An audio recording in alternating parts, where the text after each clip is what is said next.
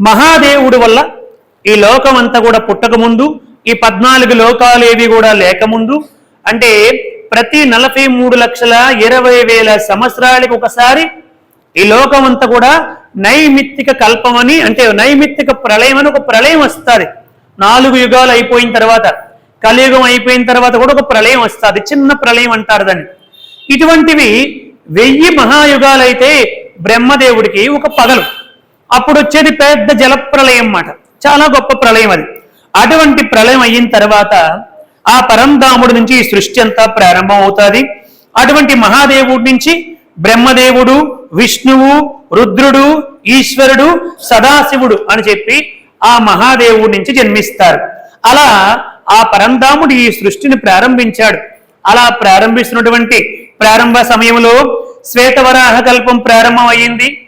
బ్రహ్మదేవుడు శ్రీమన్నారాయణుడు యొక్క నాభి కమలములో నుంచి జన్మించాడు. జన్మించిన తర్వాత అప్పుడప్పుడే కొంచెం కొంచెం కొంచెం సృష్టిని అభివృద్ధి చేసుకుంటూ వచ్చాడు బ్రహ్మదేవుడు.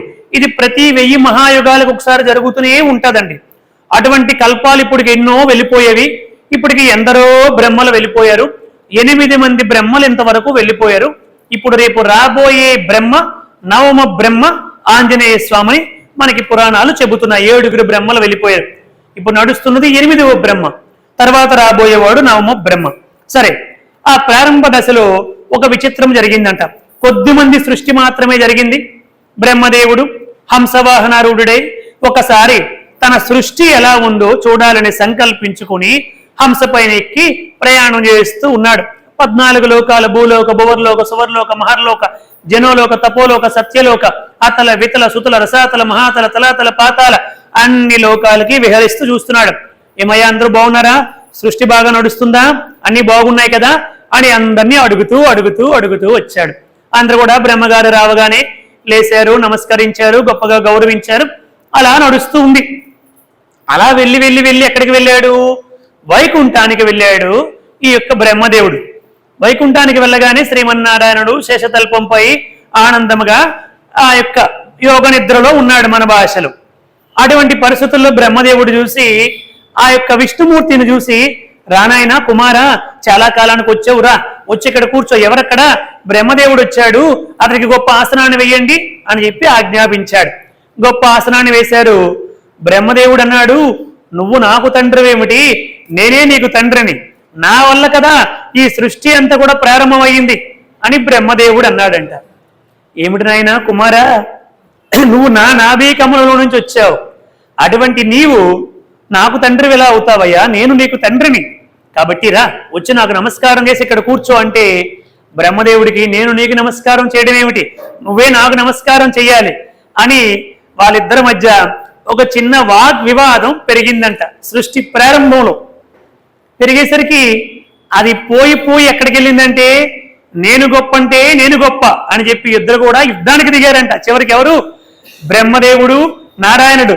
సారంగం అన్నటువంటి కోదండాన్ని ఆయన పట్టుకున్నాడు, అజగమం అన్నటువంటి కోదండాన్ని బ్రహ్మదేవుడు పట్టుకున్నాడు. ఇద్దరు కూడా భయంకరమైనటువంటి అస్త్రశస్త్రాలు ప్రయోగం చేసుకుంటున్నారు. దేనికోసం? నేను గొప్ప అంటే నేను గొప్ప అని చెప్పి. శ్వేతవరాహ కల్పం ఇలా ప్రారంభమైంది కాబట్టి మనందరిలో కూడా నేను గొప్ప అన్నటువంటి భావాలు విపరీతంగా ఉన్నాయి అన్నమాట.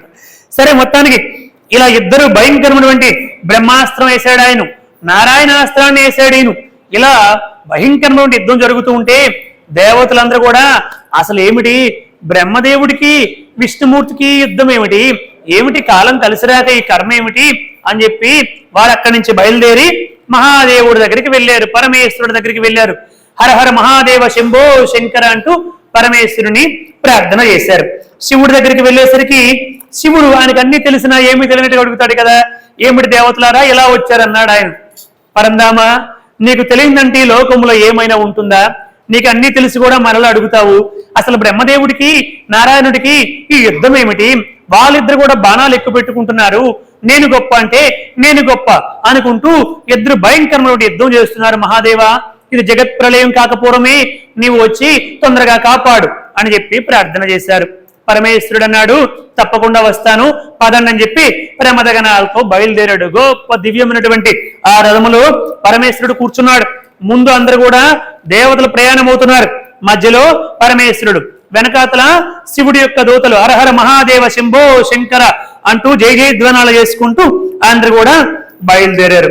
బయలుదేరేసరికి దగ్గరికి వెళ్ళేసరికి పరమేశ్వరుడు ఏమన్నాడు, మీరు ఇంకా హరహర మహాదేవ శంభో శంకర అన్నటువంటి నినాదాలు ఆపండి, అసలు వాళ్ళిద్దరు ఎలా చేస్తున్నారో కొద్దిసేపు నేను కూడా చూస్తాను అని చెప్పి పరమేశ్వరుడు అదృశ్య రూపంలో ఆ యుద్ధాన్ని చూడడానికి దగ్గరికి వెళ్ళాడు. ఇద్దరు అర్ధచంద్రాకార బారాలతో భయంకరంగా కొట్టుకుంటున్నారు. ఆయన చివరికి ఏం చేశాడంటే పాశుపతాస్త్రాన్ని వేస్తున్నాను అన్నాడు బ్రహ్మదేవుడు. ఇదిగో ఇదే మహేశ్వరాస్త్రం, ఈ అస్త్రాన్ని వేస్తున్నాను కాసుకో అని చెప్పి ఆయన ఒక అస్త్రాన్ని వేశాడు, ఈయన ఒక అస్త్రాన్ని. ఈ రెండు అస్త్రాలు కూడా పొగలు సెగలు కక్కుకుంటూ భయంకరమైన శబ్దం చేసుకుంటూ వచ్చేయండి. అంతే, ఆ రెండు అస్త్రాలు కనుక ఒక్కసారి ఢీకొట్టేయా జగత్ ప్రళయం అయిపోతుంది. ఆ రెండిటి మధ్య కోటి సూర్యుల కాంతితో దేదీప్యమానముగా వెలిగిపోతూ భూమి ఆకాశాల మొత్తాన్ని కూడా ఆక్రమించుకుంటూ గొప్ప శివలింగం దాని మధ్య ప్రత్యక్షమైంది. ఆ గొప్ప దివ్య శివలింగంలో ఈ రెండు అస్త్రాలు కూడా కలిసిపోయేవి. అదే ఈ శ్వేత వరాహ కల్పానికి మొట్టమొదటి శివలింగం. అదే అరుణాచలంలో వచ్చినటువంటి అగ్నిలింగం మాటలు. అది మొట్టమొదటి శివలింగం అరుణాచలంలో అగ్నిలింగంగా మొట్టమొదట ఏర్పడింది మాట. కోటి సూర్యుల కాంతితో దీప్యమానముగా వెలిగిపోతూ ఈ రెండు అస్త్రాలు అందులో కలిసిపోయేవి.